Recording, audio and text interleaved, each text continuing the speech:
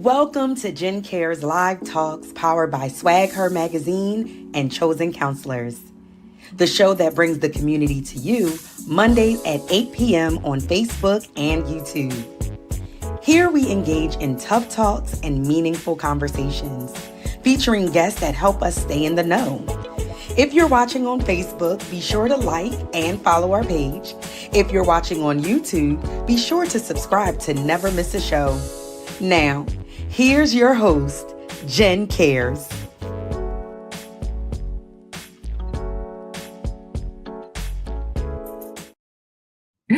Man, y'all would think that's my jam. I've been back here jamming. Dun, dun, dun, dun. I gotta put some music to it, some words to it. It is music. Hey, y'all. Welcome to Jen Cares Live Talks powered by Swag Her Magazine and Chosen Counselors. I am your host, Jennifer Harris, also known as Jen Cares, and I'm the founder of Chosen Counselors, a nonprofit organization that seeks to inspire, motivate, empower, and strengthen individuals and families.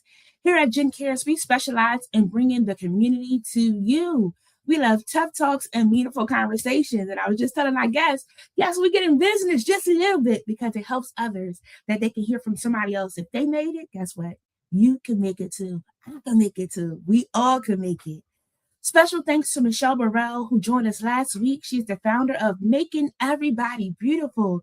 She's doing some amazing things here in Philadelphia, helping out the children, helping out the people. So if you want to be a part, be sure to view that episode to get in touch and get connected about how to make everybody beautiful. So let's get into it. Tonight, I'm really excited for our guest. I met her, I guess it was a couple of years ago now. I was helping the church do their first women's conference, and she was one of the speakers. And when you hear somebody that's good, that's, breaking it down, being authentic, being real, you want to stay connected to those kind of people. And that is our guest on tonight. So help me welcome the amazing Patrice Thomas as we talk about teardrops. Here we go. Hello. I should probably add her. Let me try that again. There we go. Hey, how are you? I'm doing good, and you? I am amazing. So good to hear. Are you excited? How you feeling? You good? I am. So I'm just happy to be here with you on tonight. I just enjoy our conversation ordinarily. So yes. Okay, so we're gonna get started. Over here, we start with a quote of the day. And today's quote of the day is, "Tears come from the heart and not the brain."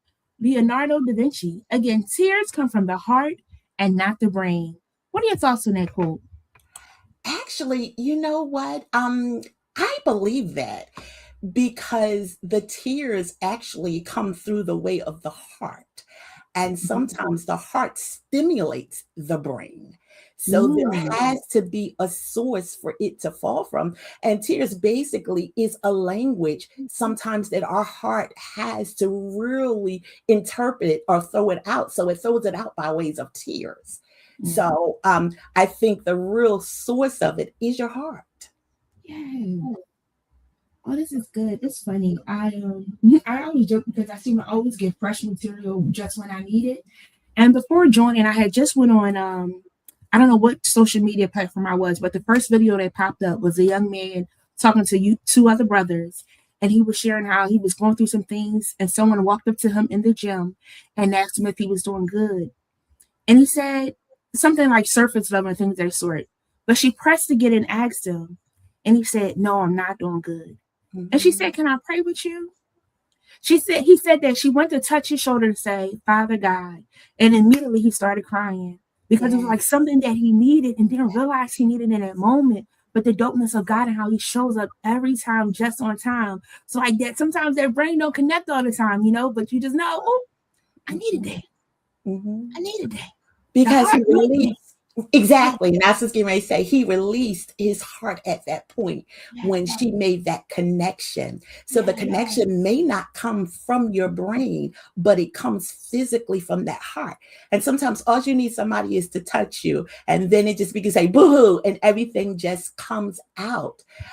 So that's not necessarily your brain, but that's more so of something that was already in your heart that needed to come forth and come out. Yes, I love it. I love it. I was like, oh, that was good. And I just love that it was black brothers getting together and talking about sharing tears, because they like men don't cry. But sometimes you gotta get it out. Sometimes you hold so much in, you gotta be Exactly. able to get it out. Mm. Exactly. Right. So, friends, as always, I have prepared some questions to help guide tonight's topic. But if you have any questions, please, if you have some comments, be sure to drop them down below to make this conversation totally interactive. And thank you for tuning in with the lovely Miss Patrice. So, my first question is, tell us about yourself. Who is Patrice? How would you describe yourself? When I read that question, I had to laugh to myself because I am not one that really talks about me. And for the first time, I know some of my friends or my close knit friends are on the line. And I always am the person that's interviewing. I'm always the person that's giving out the question. And for the first time, I felt how they felt when I come towards them. I'm like, they're asking me about me. So I'm like, who am I? Wow, that was something that really I had to do one of my numbers and go in the mirror and look at me and say, who are you? So I am a person who I love people, number one. But I Mhm. love people for the point of I like to listen to people talk because Mm. I like to hear what you're not saying more so Ooh. than what you are saying. I engage with people and I look at reality shows not because I really like the show, but because I'm interested in the words that come out your mouth. How are you interacting with people? I've always been a type of person that's a thinker. I walk into places and I begin to look around and I'm looking at people, I'm observing what's going on. And then when I engage with you, I'm engaging with you basically just to talk to you, just to find out what's on your mind and what's on your heart. So I've always been the inquisitive type of person that I Yes. need to know who, what, where, when, and how. And Yes. Yes. some people say I have the gift of gab, but I really don't. If I know you, I do. Now Mhm. I can walk in a place and start conversation with you, yes, and we can talk about a lot of surface type, but I've never been the type of person to let everyone into my circle. So my inter people that are in my circle, if you count past six, you've counted somebody twice. And it's not because I don't like people, it's because I'm not the type that always divulge what's in my heart. And it could be, I could have trust issues. I'm not going to deny that. But I've never been that type of person. I love people. I love to exercise. You can't tell that much now, but I am an avid gym person, and I love just to read. Basically, I love to read. I love to learn new things. At last year or the year before that, one of my goals was to learn something new every day. So, and I guess that's who I am. I'm always smiling. So everybody says every time you see me, I'm always smiling, which sometimes describe or disclose. I don't even know if it really disclose or does it really just make people wonder what exactly that's going on with you. I found myself in those words and felt eased, of loving people, but also being precautious of how many people you really let in, right? Yes. Because when you have a good heart, Yes. people could pick up when it's a good heart and misuse it and abuse it, right? And then we have tears from that, right? You know Um, something that's true. And a lot of times I have a big heart mhm. and a good heart. But I've learned as I mature in life that you also have to make it so that it's not easy for people to tap into your heart. I've learned how to enclose myself and not be so open, also. But there comes a time that you have to divulge really who you are. So I'm not afraid to divulge who I am. I'm just more so, what's a good word? I'm cautious in what I say and what Yes, I yes, same. I love it. My people, my people. do. Uh, oh, and I like that part of like hearing what they're not saying. Definitely always Yes, paying attention to people. yes, Because people be like, I'm good. What does that mean? Which is Exactly. what I mean, because sometimes we're really not good, right? And it is a safe space where you can open up to that person. You do trust that person, and you want to let them know this is safe. What's going on? Let's talk about it. Let's process it. I love it. I love it. Ooh, and how they are interacting, because it lets me know if I want to interact or not. I'm gonna move to the left. Exactly. Exactly. Everybody is not meant for you to interact with. Some people are just meant for, oftentimes we go to conferences, it's rather it's business, rather it's spiritual, whatever, and you meet all these people and everybody's always say, we're gonna keep in contact. But then when we leave, I begin to ask myself, is that really what I'm going to do? Or did I just say that to be nice? So now I don't say it anymore because I feel as though if that's someone that I do need to keep in contact, I really believe that the Lord would allow me to know. And then it's an exchange of knowing. It's just not one-sided. Yes, I like that. Or did I say that to be nice? It's funny. You can interact with somebody and they're like, keep in your prayers. And there was times where I would just walk away and like, yeah. And like I'm like remembering to pray right then because if I get home, I'm going to forget. But I've Exactly. also been intentional now to say, what's your name again? If I just met them, what anything else you want to pray for? And praying right then because I may not have that chance again, right? They may have Exactly. been at the last end of the road. And I missed the mark, and it was a time for me to be like I was at the gym to kind of encourage that person right there in that moment that they can keep on going. They don't have to give up. That's true. So good, so good, so good. Okay, so I have a lot of questions, as you know. And I feel like I'm gonna have to pull you back because I don't know that we're gonna get through all of them. So just prepare your heart and mind to come back on another Monday. Thank you very much. Okay. Word of agreement. I got it. Okay. All right. Y'all my witnesses, friends. Okay. So my first question I want to ask you, first let's talk about tears in your business. Tears, the language of the heart, right? How did that come about? Teardrops, liquid language of the heart. How did that come about? So it really came about. It's funny. It came about through some many situations that I've grown through in life. And I've always been, even when I was younger, I would cry easily. And some people would laugh now and be like, what? But I was a crybaby. I don't know if it's because I'm the youngest, but I was always a crybaby. And when I would get mad, I would cry. And people would take that as you being afraid. No, I'm not afraid of you. I'm crying because I'm mad. And I really don't want to do nothing to you. So you really want me to cry before I do anything. So I would always just cry and I would be so mad. But I would just cry because I had to get that release in me so I wouldn't go off. So so I've always was the type of person that would cry with something you say. When I'm emotional, I cry.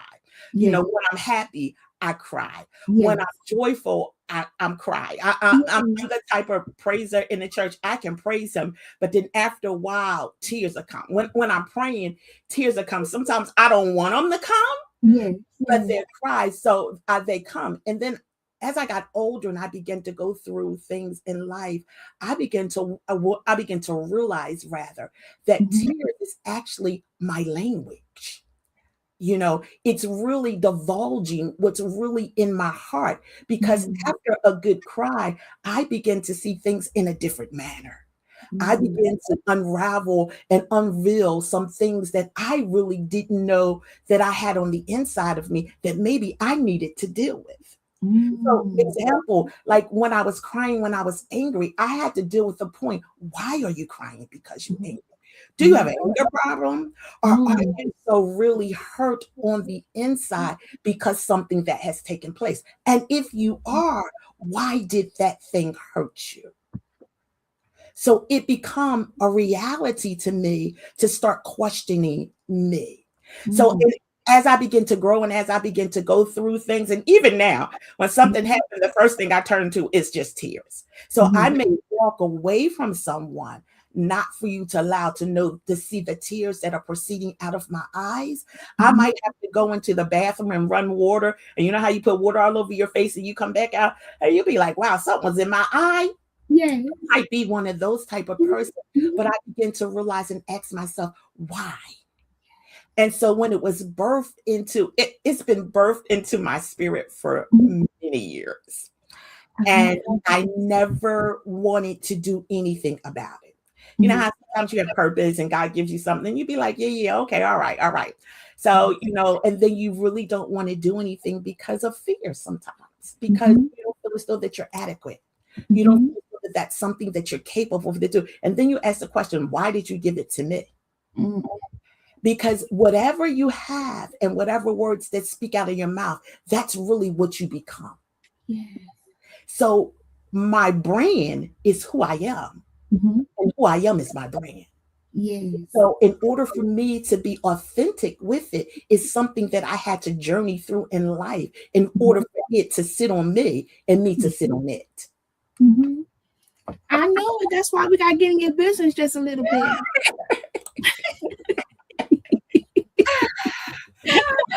I love it. I love it.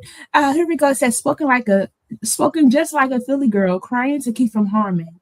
That's tears is your language, is really outletting for sure. Yes. Oh, see, again, safe space, definitely in my area, because I used to be that cry, did that cry. I was like, all right, square up, they're ready to fight down. But also it's not about fighting either, right? Because sometimes people don't know how to say things. People don't know how to express things. And you have to find those words that they're not saying. Right.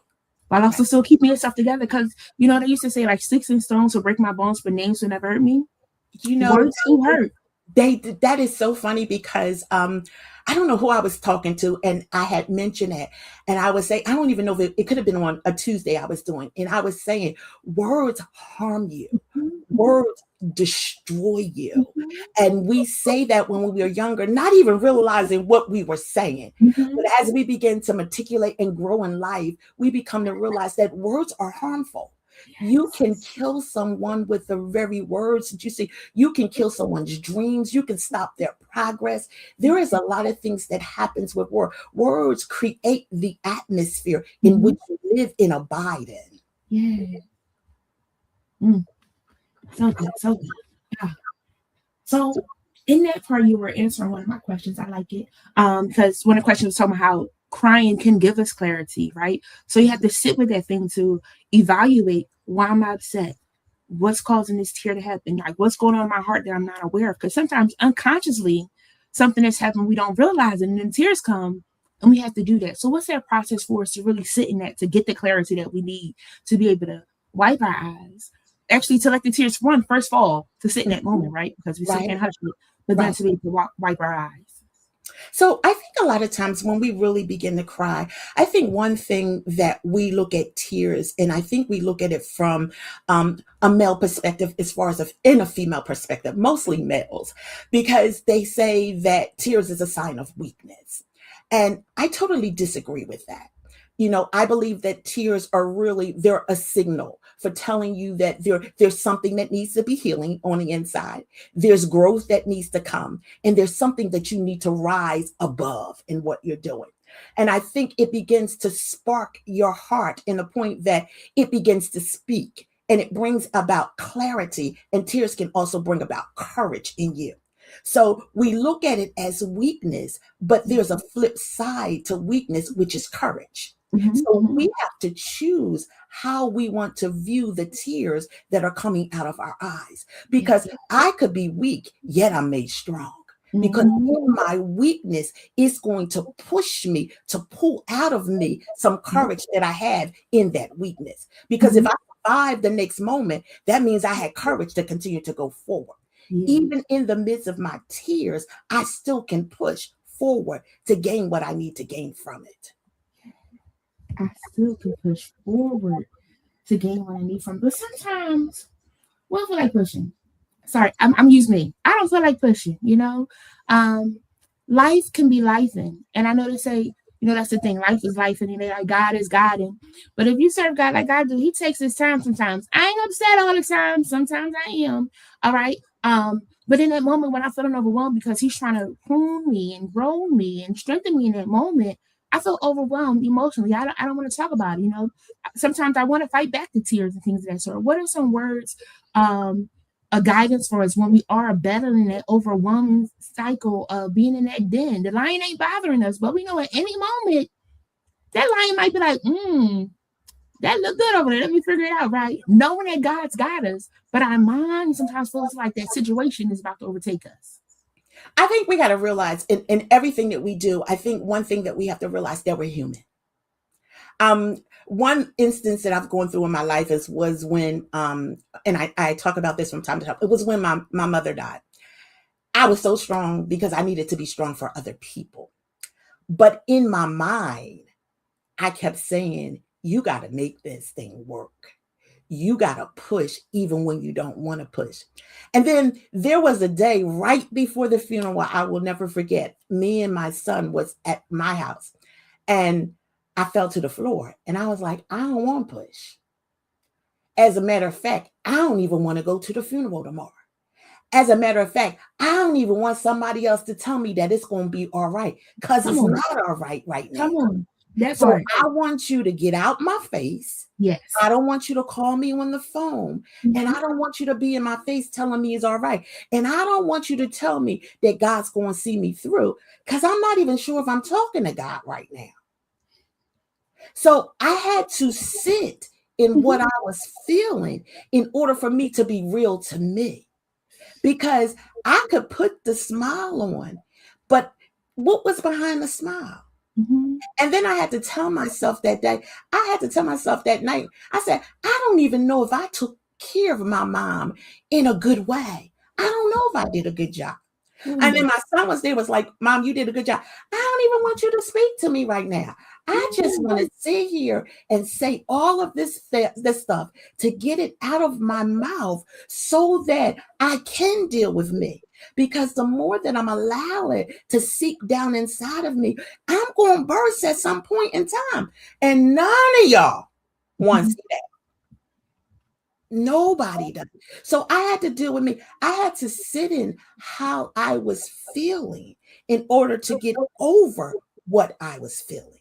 And if I didn't sit in it, I don't know where I would be.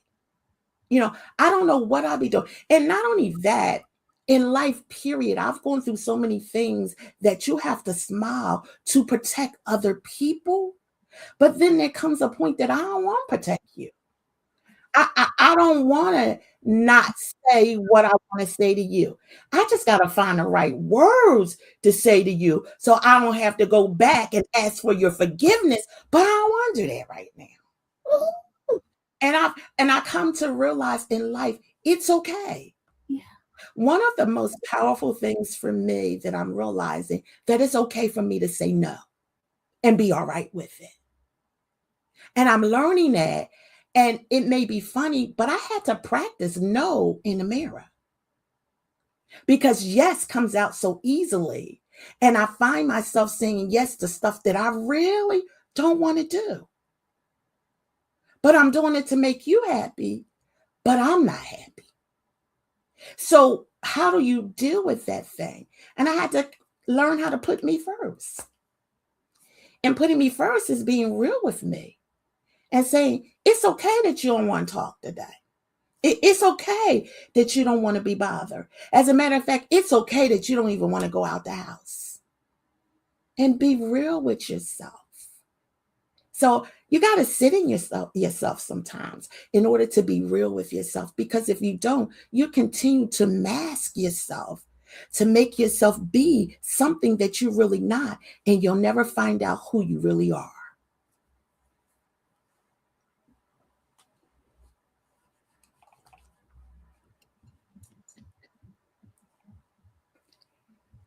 You got to do it.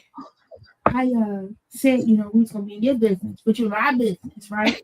But I love it because like sometimes you have these processes, you have these thought patterns, and you're feeling like, am I wrong to be feeling this way? But all the things of what you said, like Internet said, yes, sis, this is my testimony of smiling to protect other people. Yes. Because you want to make sure you keep your words together because you don't want to have to go back to apologize, not just to them, but to God too. Like, God, I should have kept quiet a little bit, but I was in my feelings and I needed a moment. He was like, you don't got to talk all the time. Just sit and be still. Yes. Oh, my. Yes. You have, I think one thing that we learn how to do from, in my age group and going up, because I'm sure I'm older than you. So we were always taught, just take it. And I'm not at that stage in my life anymore. I'm not at that stage in my life that I'm going to take it. And I had to make a decision that I wasn't going to take it, because we got to live with the decisions that we make. So making my decision and saying, I'm just not going to do it, and I'm not going to take it anymore, was something that I had to deal with me on the inside with it. And it was a process. It wasn't easy, because I would feel guilty. And then I'll be like, oh, okay, I'm going to do it. And the whole time I'm saying, oh, okay, or the whole time that I'm in agreement with you, I'm killing me. I had to decide that I was going to live beyond anything else. I'm going to live. You may die, but I'm going to live. And when I decided that, I decided the way that I'm going to live is to thy own self be true. Yeah. And I had to learn how to be true to me. And I'm still walking that journey. Mm-hmm. I'm still learning how to be true to me and what it is I want to do. Mm-hmm. And I want to do it not because of you, but because of me. And that's not selfish. That's putting me first. Because if I kill me, I'm no good for you. Yeah. So I got to live, and I got to be okay in order for me to help you. Because we both can die together. It's funny because you can meet older, wiser aunties and uncles in them, right? And you do get to see how they are tired of the push through, or whatever it is for somebody else. It's kind of at that point of enough is enough. What do I want for me? And recently, in the last couple of years, I've been moving more into that, and it's really a strange place to be, because you're so used to trying to help other people. Yeah. Or when you do choose yourself, they're like, well, why are you doing it? Everybody got something to say. But also being true to you. Yes. It's important, because then if you're not being your true authentic self, you're acting all day, right? And then you got to take that mask off, and you're still trying to be like, but what can I do for me? When do I get to stay home and do nothing? When do I get to put the phone down, don't have to listen to nobody? All those things, right? But in that, what do you feel like was the defining moment to get you to the place to be like, enough is enough, right? I know age and maturity brings it to you, or you've been through enough to be like, all right, it's enough. How do you know that you're coming into that, and it's not that you're just, I don't know, like in that waiting area period, that holding pattern? So, something, in me coming into this is something new for me, because it's only been within most definitely the last year, in 2026. I told myself, when I get to 2026, I can't do for nobody no more, because I was tired. I was tired and I was drained. And I began to realize, when you're drained, you don't even think right. There's nothing about you that is acting right. I got to the point until I didn't know who I was, because I was so busy trying to be everything to everybody, and I wasn't gaining anything in return. And that made me realize, what are you getting for doing this? What is your yield of return? And if zero keeps coming up, your balance is zero. You can't get nothing when there's nothing in there to get. And I got to the point in how I was really drained. And for the first month and a half of 2026, I shut down from everybody.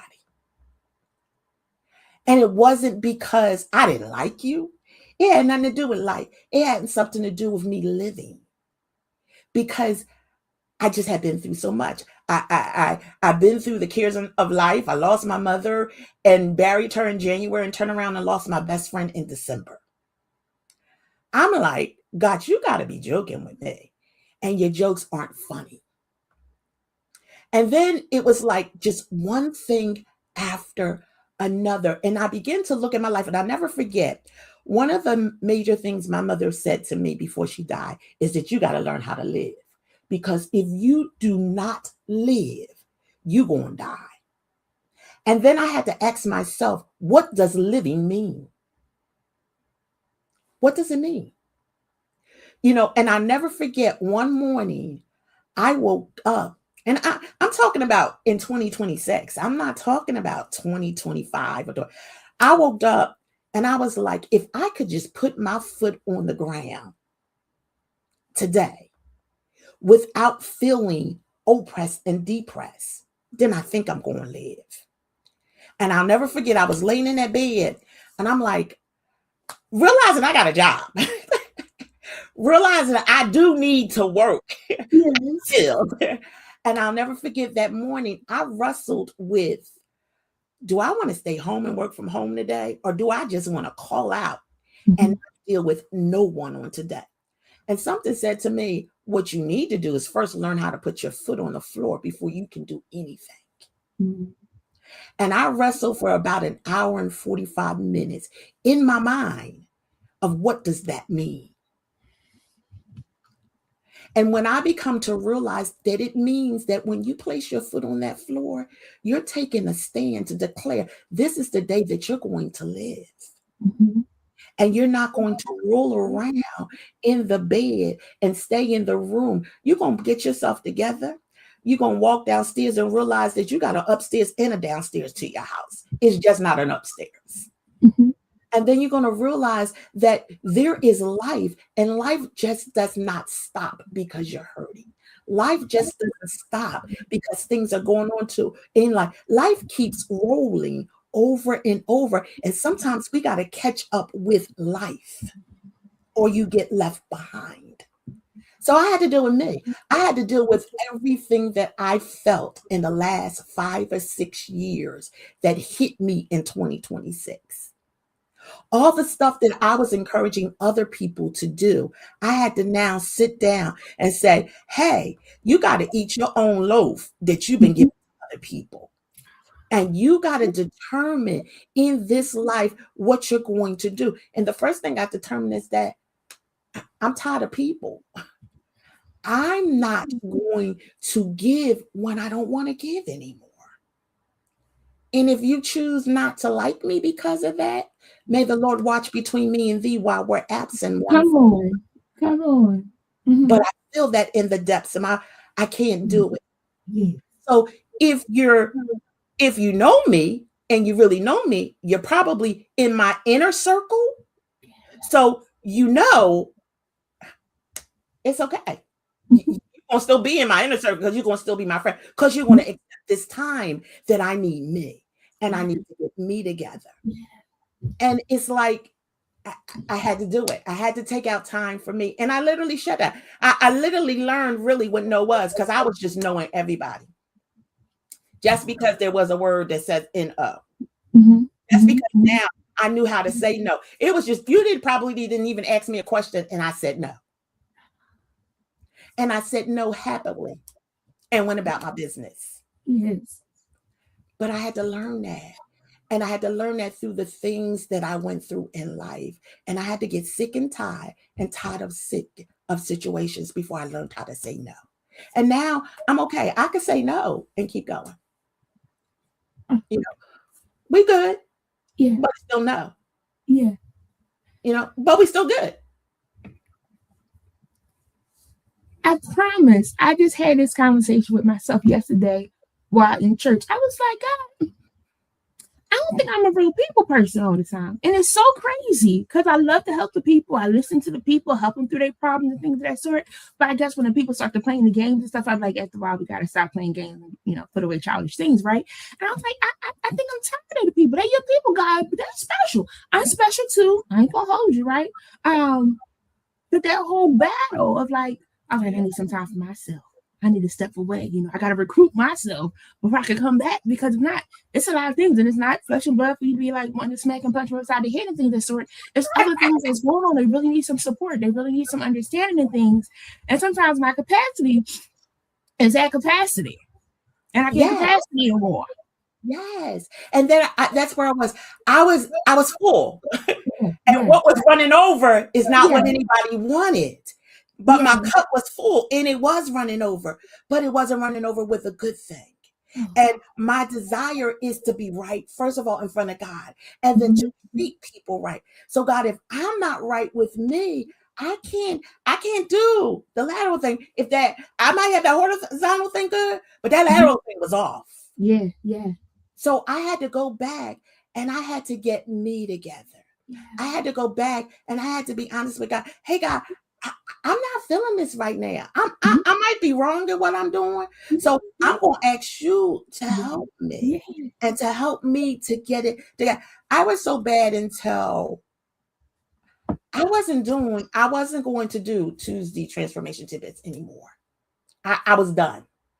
I'm like, God, I'm giving out all this stuff. And sometimes you can give out so much, but who replenishes you? Mhm, And I'll never forget. I'm sitting there and I'm saying, I don't know it. And it's a friend of mine who they're actually on the line now and they're actually commenting in the comment. And I kept saying every time she would ask me, so what's going on with Teardrop? And I would say nothing. But I was struggling. mhm, I was mhm. struggling with how do I stop and Yeah, still be in the will of God? yeah. And maybe do I really want to be in his will? You know, and people who are listening might say, well, you're not safe. I don't really care what you think about my relationship with God Come because I'm on. at a point until I know where I stand with God.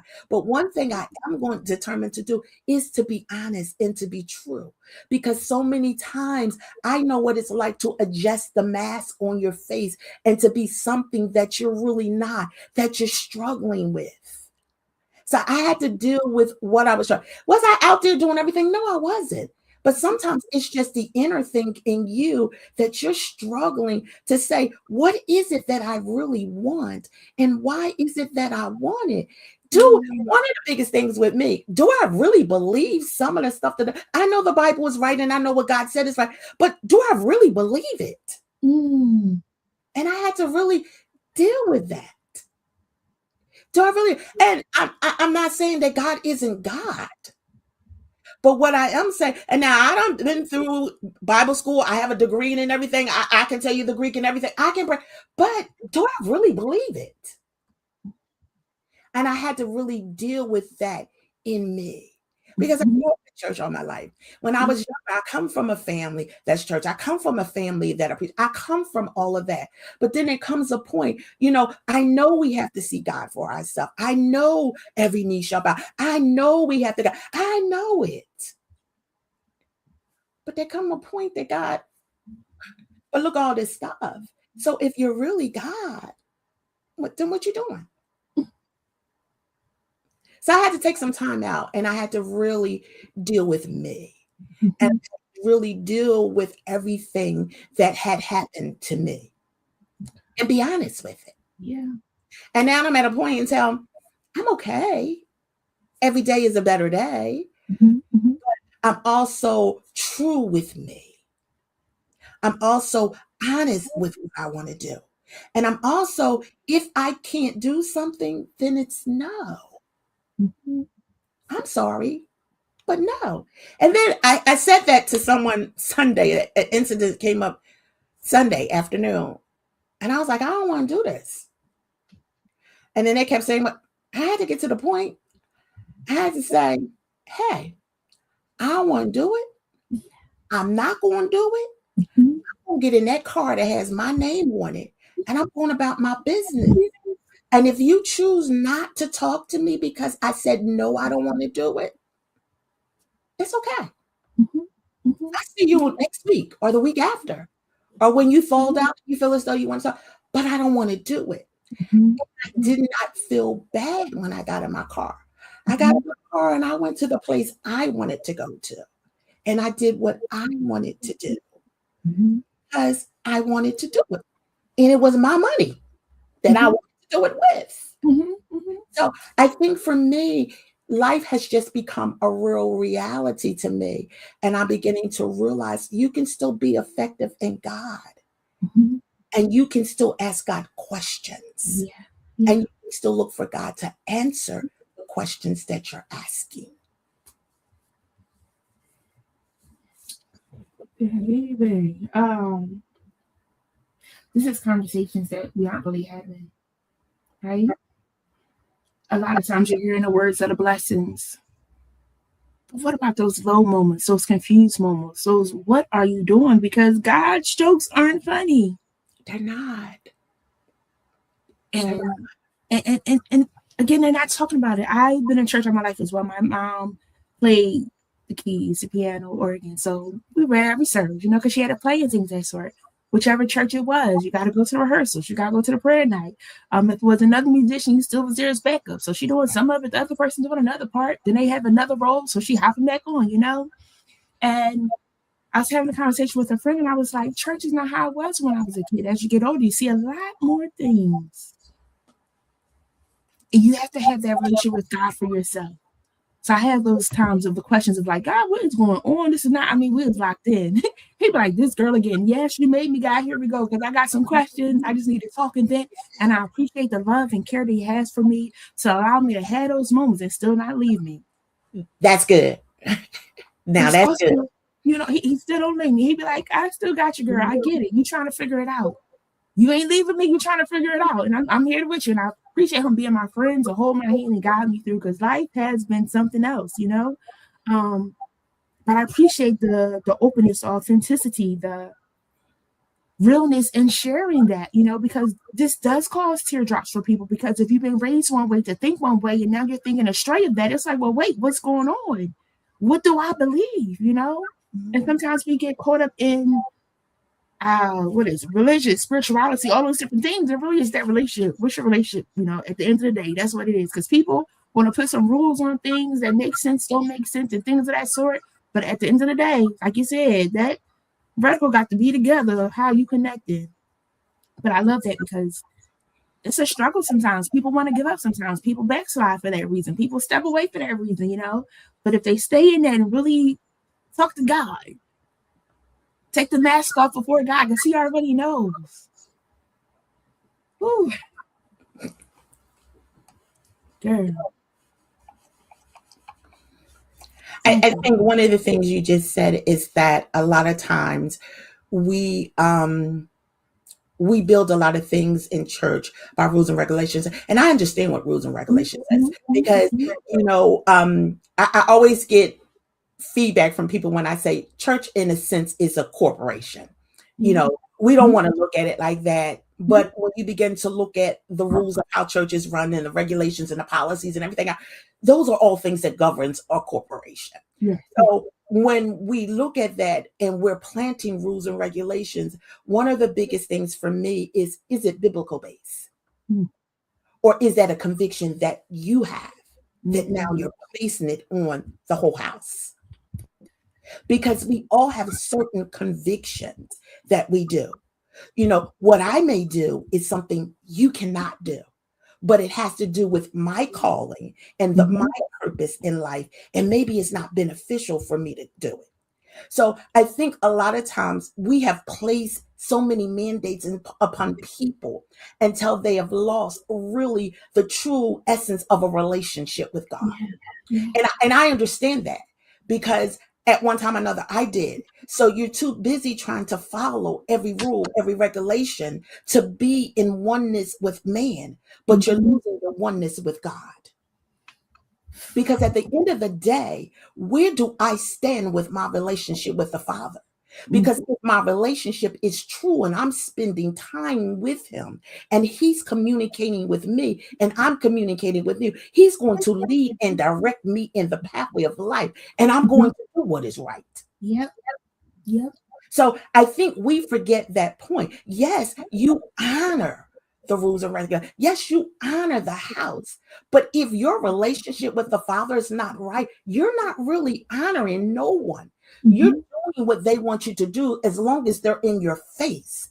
But the minute that you shut that door and go away from them, you're not doing it. So once again, you're not true. But when you get that relationship right with God, and if that's where God has established you to be, you're going to walk in the way that you need to walk because your relationship with him is right. And you don't want to get wrong with the Father. I don't want to be out of your will. I don't want to be out of your care. I don't even want to be that distance from you until you got to ask who I am. Mm. I don't want that. So I'm going to do what's right because I'm right with you. So I'm going to close my mouth when you tell me to close my mouth because I'm right with you. I'm going to take low because in the end, you're going to fight my battles for me. And I ain't going to have to say nothing. I'm just going to have to sit there and chill while you do all the heavy lifting and the hard work because you told me I could. So I think we have to do that. And it's the legalism structure, like my brother just said up there, biblical construction. And I agree with him 100%. If we get more into teaching people the Bible and let the Bible be the Bible and God be God, you would be surprised what would happen in church. Because we're teaching them the Father. We're teaching them relationship. And in a relationship, you give and you take. In relationship, you spend time. In relationship, you want to please that person in the relationship you want because you want to continue that relationship. It's the same with the Father. I want to stay in your will. So God, how do I please you to stay in your will? Because when I'm in your will, you're going to direct me. That's what we have to do. That's how we build.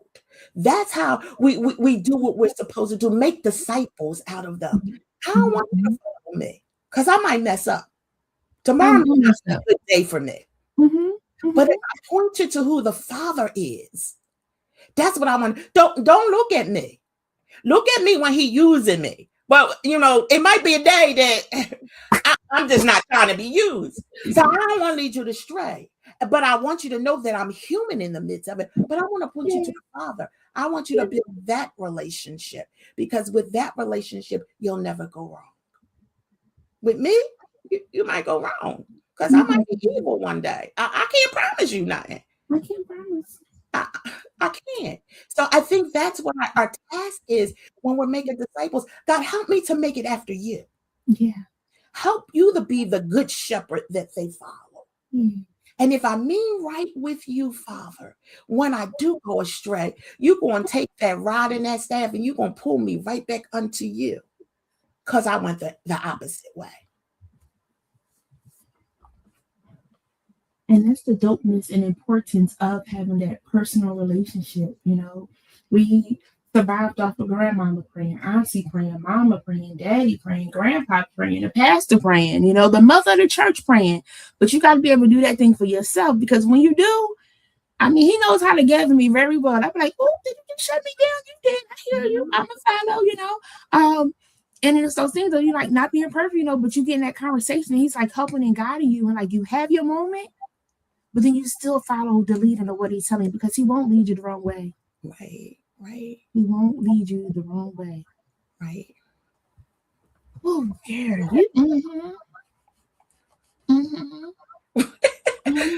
That's what you humming about. I just appreciate the dopeness of God of how when you're processing things or you're thinking things and you're like, you feel like you're different and things. So it's like, you're not alone. Other people are feeling the same way and still working out their soul salvation every day. Yes. Still working out how to be a better human every day. Still working out how to follow me better every day. Yes. So yeah, grateful. Okay. So in this, right, sometimes we could be in a mindset of survival. We're good to know how to survive something, right? But how can we survive and thrive? Because I don't want us to just survive. I want us to survive and thrive because that live part is really big of really enjoying life because if you feel like you're just surviving, it feels like a job every day. But when you're thriving, you're growing, you're developing, you're blossoming, you're blooming. How can somebody one thing what we do is, and if we really be honest, we just survive. I'm blessed and I'm highly favored. But for real, you just surviving today. But when we thrive, and we're totally dependent on the Father. We thrive because He promised to keep us. We strive because He is our provider. We thrive because he is the very essence of who we are. We are the apple of his eye. We are his heartbeat. And that's how we thrive in him. We take his word in the essence of his word for the fullness of his word. That's when thriving comes through. Surviving will tell me that I'm just making it today. I'm going to survive while I'm here. But when you're in God, he gives you more than enough. Overflow is what you get, and with overflow, that's provision that's really not promised to you, but because you are mine, I give you overflow. I look at it for my son when my son was younger or whatever. We were responsible for you to have, so for you to survive in life. But when we gave you more, you were thriving. If you had 5 pair of sneakers, you were thriving. Because for real, our responsibility is for you to have 1 pair of sneakers. You could have a uniform at that time to go to school. You could be clean. Your teeth need to be brushed. You were surviving. But when you ate more than 3 meals a day and you had dessert, you were thriving because everybody don't have that. Everybody don't have that. So you have to realize, and I often tell my son, you were thriving when you were younger and growing up because we gave you more than what you need. You had an overflow until I could take something from you and you didn't even know that I took it until weeks and weeks and weeks, possibly months later. You were thriving in that. And that's how the Father treats us. Yeah. When we're in his will and we're walking according to a way, we're thriving in God. Why? Because every day we are having conversation with him. As a matter of fact, 4 and 5 and 6 and 7 sometimes a day, we're walking with him. We're talking with him. We're letting him know, Father, you're with me and I'm with you. So I'm not just going to thrive. I'm just not going to survive this day, but I'm going to go beyond and I'm going to thrive in this day.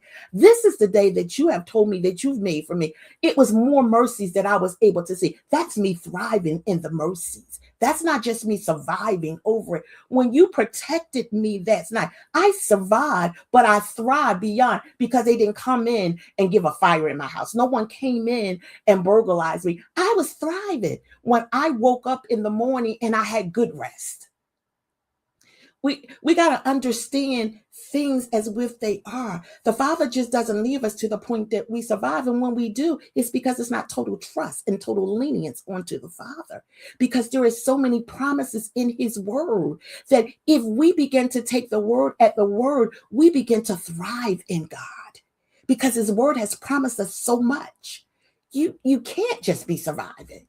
It's so much fullness in his word until thriving is going beyond me surviving.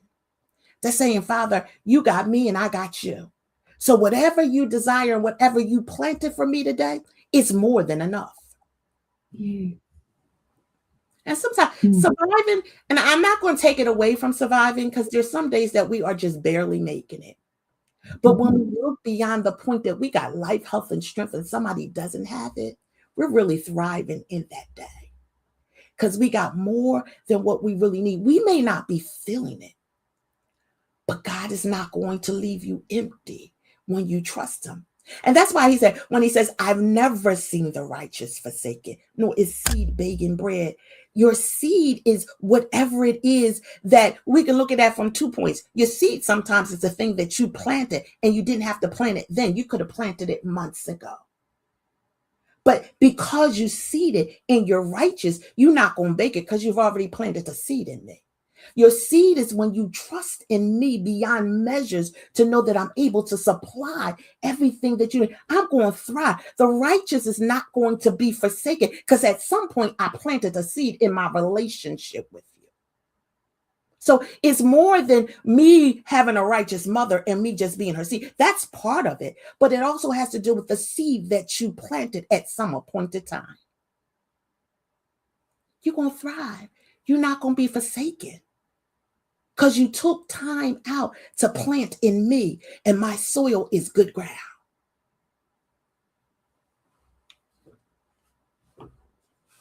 My soil is good ground. Ooh. So I have a question.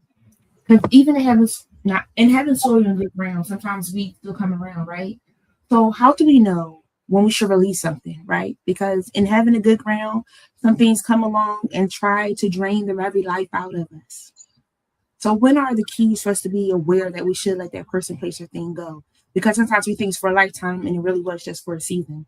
We think it was happy-go-lucky, forever and ever, and it was really just to teach a lesson and move on. And sometimes we get ourselves tied up, twisted up, tangled up. How do we know when to let that go? There's a couple of things. First of all, we have to realize life is full of seasons.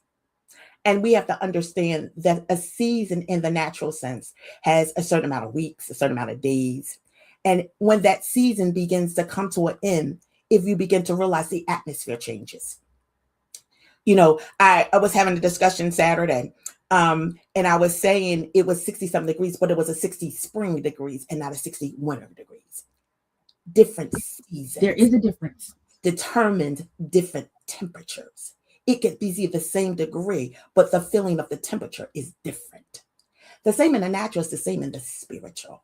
So we go through different seasons, and whatever you're going through might be the same as it was in the winter, in the spring, but the degree of it is different. And when it's time for us to release something, we got to stay and ask God, is this forever or is this for a season? Because if it's a season, make me to know when is the end of the season and make me to know when I need to release it. Let me know when it's the end of the season and let me be hearing and listening. Because when we don't, what happens is when we're not recognizing, is it a season for me to sow or is it a season for me to reap? When we don't know the difference, we're sowing and we're reaping in the wrong seasons. And that's why we stay connected to things that should have been disconnected from us. And now we're living in a life that we got all these woes that are going from, and now we're blaming the devil. No, it was really you. But those are some things that are teachable things that sometimes you just need to be taught that stuff. But we take it for granted that everybody knows everything. I have a philosophy. If I didn't teach it to you or we didn't discuss it, then I can't hold you accountable for something that I didn't teach you. I can't assume that you know anything. But after we've discussed it and after we've had conversation, now I can make an assumption. But before then, I can't. We have to understand seasons. We got to know when is the beginning, when the end. What is the atmosphere telling us? Because even in seasons and spirituality, the atmosphere is still telling us something about that season. If we pay attention, we can begin to know different things that are going on in the season in which we're lying in. Actions talk in seasons. God reveals in seasons. And when God will show you when things are about to switch and turn and shift. That's when you have to start getting yourself prepared to know possibly that season is coming to an end. So God now position me that when it's time for me to cut it, I'll be okay. Can we sit here for a second? I know we're in the third month of the year. It's about to come to a close. Can you believe it? But there's some things we brought in from 2025 that we should have left in 2025. There's some things that maybe survived January and February that we knew we should have let go of. Y'all know I like giving a little homework. One of the homework is to really sit in some things to really find out how life is going for you. What changes do you feel like you need to make? Who should you be saying no to? Who should you be saying yes to? How many times are you saying yes to yourself? How many times are you saying no to yourself? That's true. There's some things we got to let go of. So as we're closing out the third month of this year, it's time for us to take an assessment. What has caused you more tears of sadness than tears of joy? You know, we got to do this evaluation. She has been all in my business. I just took my notes and things because life is going to keep rolling, y'all. So we got to be able to take a moment to slow it down when we need to, so that we don't miss out on moments we should have, or we don't put ourselves in situations that we don't need to be in. This is good. And I was reflecting because, they had you come back again because we did not answer half of my questions. I'm going to let it go. But I really want to direct people to this because you do Tuesday Transformation Tidbits. Let's talk about that. How can people tune in to hear that? Because it's Tuesdays at 6 a.m. God be praised. But y'all get up for what y'all want to get up for. I tell you, I would be up for a flight in a heartbeat, right out bushy tail. Even with the long line, I would have been up in bushy tail if I got to get there, But let's talk about Tuesday transformation tidbits. How did that come about? How can people connect? Because if this is the wisdom that you're dropping, I feel like I got to get up at 6 a.m. because you're going to be in my business helping me to prepare for my day. So Tuesday transformation tidbits, all together, all of it falls under Teardrops Liquid Language of the Heart. And with Teardrops Liquid Language of the Heart, there are really 3 pathways that I'm working on. Okay. So Tuesday Transformation Tidbits is really the pathway that has really been going alive for, it's actually been 4 years this year that I've been consistent with it. And Tuesday Transformation Tidbits really is the awareness part of Teardrops Liquid Language of the Heart. With it, we have an awareness, we have a decision. So awareness leads to decision, and decision leads to transformation. Tuesday Transformation Tidbits is the awareness. On there, what it is a weekly inspirational platform that we give practical tools to understand what your heart is really revealing, what's on the inside of you. We give you tools to help you to know that, hey, this is what's going on with life. This isn't how you need to handle it. We're currently in this season that's talking about getting it done for 2026. And when I started the season, I didn't want to do it because there's some things that I needed to get done. And I felt like God was really being in my business when he gave it to me. And, but I realized as I've been releasing to other people, we've been talking about guarding. We've been talking about releasing. We've been talking about your story, how to tell your story, we've been doing a lot of that in this year. And really, it's all about making you aware of where you are in the purpose of God and how do you get beyond where you are. We're going to be talking about walking tomorrow and how do you walk in it? Because now we're at a point that it's action time. So every Tuesday morning at 6 a.m., I am up. You can also go back and you can get things from YouTube page. My YouTube page is under Teardrops Liquid Language of the Heart. My Facebook page is under Teardrops Liquid Language of the Heart. You can look at some stuff on my website. My website is teardrops.online. There's a lot of different ways that you can get in contact with me. I'm doing that. Coming up, I have a couple of things that are actually coming up that I'm sure some of these people are listening on here now are probably happy that I'm about to say what I have up. I have something that's going to be calling the Transformation Table.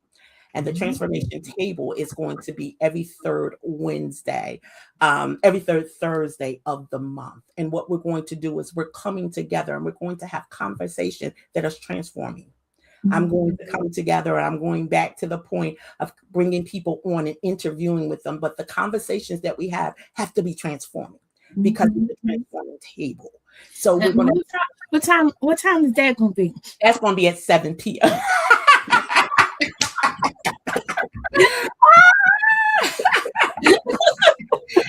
Everybody not an early riser. I'm a night owl. I just asked for my friends. So that's going to be every third Thursday, and I'm not starting that until May, but it's going to be at 7 p.m. Every third Thursday. And the last line of it, and actually that's the transforming part. The middle part where I talked about awareness yield decision and decision yields transformation. The decision part is actually I'm in the process of writing a book. And if you look into the comment section, my sis is dropping all of my information. I thank you. I thank you. Yes, we love it. We love it. We love it. So, so I'm in the process of writing a book that is coming out that's been birthed inside of me for a lot of years now. And it's called Tears Are the Pathway to a Life-Changing Decision. And it's just an invitation for you to pause, for you to breathe, and for you to listen to the tears that you're crying because they're going to tell the truth. It's turning your tears into a defining decision.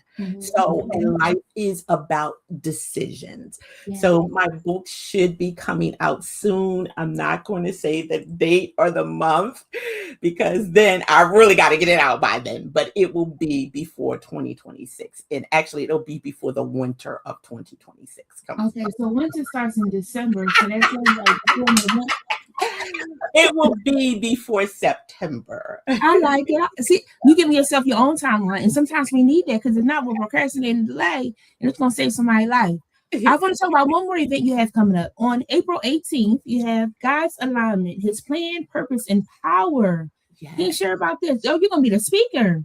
Yes, I'm the speaker of I that. like it. So this is not your event per se, but you're going to be speaking in it. No, this is not my event. This is a women's group that came to hear me. Actually, when I was at your church, at your event, Oh, the yeah? people were there and they came back to get me. So I'm actually speaking at that event. I Yes. love it. I love it. We still want to support friends. Y'all check this out on April 18th. That's a Saturday. It's from at 12 p.m. Friends. You don't gotta wake up that early in the morning. It's 12 to 4. They're gonna have 50-50 raffle door prizes, vendors, and things. But the evangelist Patrice Thomas is gonna be the speaker. This is gonna be good. And they're doing some honors to some people. I'll be sure to share it. Because when I saw it, I said, oh, I gotta see how I can go and support my good sis because you're always doing some amazing things. You're always up support, and I want to also just show that love that to you. And let me know when that book drops so I get my book too. Okay. I'm gonna work out at 6 a.m. We might do it tomorrow. I don't know. I don't want to put no pressure on it, but I will be on before the end of the year, before the winter, before September. What you say? I tease. No, so I'm just really I'm in the season of being my pastor's on the line, so I'm sure she's gonna eat this up. But I'm in the season. Yes, my Pastor Margie B. Gathers is on the line. So so I'm in the season of being obedient to God. So things that I really don't want to do are things that really, and when God means for you to deliver something, there is a press in you. Yeah. And the press goes far beyond the words that proceed out of your mouth. So, I'm in that season and I got some accountability partners that are on the line. Some of my sisters that are accountability partners that are on the line that keep saying, okay, sis, this is this month. What are you doing now? And stuff like that. So I'm really trying to be, because I realize a lot of times when you keep your mouth shut, you're not really blessing the people that God has set forward in your arena for you to bless. So I got to give an account for that. I ain't trying to give an account for nobody but me. I understand. So, yeah, so I'm working on a lot of things to get it done so that we can enrich one another. I think that is so important to do that. Yes, I love it. This has been amazing. And I like to listen to my friends because somebody in the comments put they need a part 2. And I know I did let you off the hook, but when my friends ask, I try to make sure I provide. Internet will get her later. And I would try to get her, but she'll give me 5 minutes and be like, amen. And I'll be like, no, lady, you got more because she could. I'm gonna work out to get her too. I can't think of what her ministry is. She has one outside of Women of Purpose. What's the name of it, Internet? She's not gonna tell me what it is. What she has a ministry Internet? I can't think of it. I can't think of it. But she has another ministry too. So we always want to just share. And she's not gonna tell me what it is because she's not gonna try to get on the spotlight either. But I'm gonna find it. I don't even know why she does that. Just in talking with you, she encourages you. So and the good things that you guys are doing, and she's get her. Yes. Oh, thank you so much. I appreciate you for sharing. Bonafide sisters. So again, she's done some amazing things with that as well. Just a great opportunity for women to come together in a safe space. And it's so needed because unconsciously and consciously, sometimes we are not as nice as we should be to one another. We sizing each other up and we just got to love on each other. I saw the sister the other day. I couldn't get my window down to tell her she looked good. You just want to encourage others. So Bonafide sisters, yes. So again, just amazing things happen. I'm surprised. I'm excited for everybody that's doing something to help us because it takes each and every one of us. I mean, today we may reach 1, tomorrow somebody else reaches 20, somebody else reaches 1 million. However, I don't care how we get to them. Just make sure we can get to them to encourage them that they can keep on going in this thing called life. Women and men. I'm not going to forget our brothers. All right? Because we all need to be loved and encouraged. Okay? Yes. What is something that you want us to walk away with? I want us to walk away to understand that life has twists and turns. Life has ups and downs. Life has what we say is just lifing. And actually, when we really begin to look at what's lifing, it's really part of our journey. Yeah. And there comes a time that we have to really, when I say that, I mean that tears are not weakness, but it's something that's speaking on the inside of you. It's something that's really pushing on the inside of you. There comes a time that we have to listen. We have to take time and smell the roses. Yeah. And that means you have to take time and you have to sit in whatever it is that you're in. I didn't say stay there, but I said sit in it. Yeah. And when we sit in it, we'll begin to understand life in a different perspective. I don't care if you're 70, you're 80, you're 90, you're 60, you're 40, and you're 30. Life, because that's what God intended for it to do. But in the midst of what he intended for it to do, he also gave a way out for us. And our way out is paying attention to us. So sometimes we got to feel it, we got to understand it, and then we got to do something about it. Yeah. And that's the great thing. If I could leave anything with everybody, I want to tell you that tears are not a setback, but it's a starting point for something different to happen. And it starts with you. So we've got to understand the whole entire point of what it is. So when the heart speaks, that's when transformation begins. And somebody's heart is speaking on this line. But your responsibility is to listen. And the question is tonight, will you listen? And when you hear it, will you act upon it? And that's my takeaway for everyone.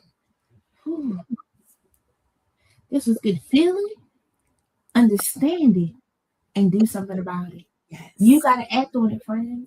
Yes. Oh, this was amazing. When you coming back again? You don't got to tell us right now. But I know it'll be before. Since I don't have any problem, just send me whatever date you want. It's on your schedule. You just let me know whenever you want to come, whatever you want to talk about. I love this. This was so good. I love you so much. I appreciate your spirit, your love, you're amazing. You're amazing. And you just confirmed some stuff for me to let me know that I'm not as cuckoo as I thought I was. I'm not alone. I love it. I'm gonna sit in some stuff and really talk about some things. We gotta have those moments. To really just make sure we're on the same track. I'm telling you to evaluate for these first 3 months. But also, again, having that moment with yourself. What could you have done better? What could you have said differently? What could you have kept your mouth closed on? I'm a big advocate of the thing. Is it true? Okay. Is it helpful? Is it inspiring? Is it necessary or needed? Is it kind? And if I can't get through all those, I should not be sharing it, right? And we got to learn. Sometimes we just got to keep our mouths. That's true. Not only that, we got to look at things and maybe because I work in finance in healthcare. So a lot of things I look at it from a quarter standpoint because I work with quarters. So every quarter I'm looking back to see what my profits and what my loss were. What did I gain? What was my yield of interest that I went through this? And I think that is important for us in whatever we do. 30 days is good too, because they say in 30 days, you something becomes a habit. But my whole thing is that it becomes a habit. 60 days, I'm trying to understand what the 30 days is. And then in 90 days, I'm telling myself, was this for me or was I for that? Because now a quarter has come through. And what changes have I made in that quarter before I enter into the next quarter? So there are some things that we just need to sit back and we need to think, we're at the end of the first quarter. Yeah. What happened in this first quarter before I enter my second quarter? And whatever happens is it willing for me or is it beneficial for me to take it into my next quarter? And if it's not, let me take this last week of this last quarter and determine how I'm going to cut it. Because in my first quarter, I need to run with it. Yes. So now I need to cut it. I promise I'm trying to let you go. But when you put the finance to it, right? Because we can't wait to the end of the year to find out how we messed up our finances in the first quarter. We got to check that a little earlier, right? And time is money and money is time. We heard that, right? So in this first quarter, we got to find out what adjustments we need to make so we can make it to the halfway mark of the year, to the third quarter of the year, to the fourth quarter, and survive successfully. But if we're ignoring things, we're negative with our feelings, emotions, love, and all those different things, spiritual, like our connection with God and things, that's what our friends, we got something going on. Yes. Just like our car, we got to get that tune up. I got to take mine off my oil change. I got a little leak in my tire. I got to go get that checked in. If I wait till December, that tire's going to be a mess. I can't keep this. You want to be buying a new tire. Buying a new tire. And I got warranty. So, oh my God. I got warranty. So I'm going to wait. We got warranties in place. We got supports in place, but we're not using it. Maintenance. All right. Part two. That was good. All right. I love y'all. This was good. I thank you so much. Sis, thank you. I love you guys. I love you guys. That was good. That's good. I'm gonna let you go. I'm gonna see you next time. Sis, anything, just let me know. I appreciate you. And I'm willing. You guys are amazing. Since I've been connected with you guys, I really love you guys. Every time I'm with you, we have amazing conversation, amazing times, and I appreciate you. I really do. Yes. All right. I'm telling you, I'm gonna set up a lunch date or something, and then I'm gonna come back to bring you with the people. But that was good. And so then I bring you too, bonafide. Get her out there. We're gonna set it up. It's gonna be good. But I thank you so much for joining us. Sure. I'm excited for the next time. I'm excited to come support you on the 18th. I'm excited for your book. I'm excited for you. Thank you. Be blessed, sis. You too. Oh, friends, I hope y'all enjoyed that as much as I did. I had a good time tonight. Did y'all have a good time? Yep, Mama Wanda. Hey, Mama Wanda. It's thanks to Mama Wanda that I met Patrice. It was at a Garden of Prayer in North Philadelphia, where Pastor is Pastor Brian Jackson. I always give kudos to him because my very first episode of Jen Cares was talking about connection and things of that sort. And so my church outside the walls, and he was my first guest. And Mama Wanda has been with me since day one. And a couple of years ago, they were hosting their first women's conference, and she asked me to be a part because I was steady doing these interviews and talking and interacting, engaging with people.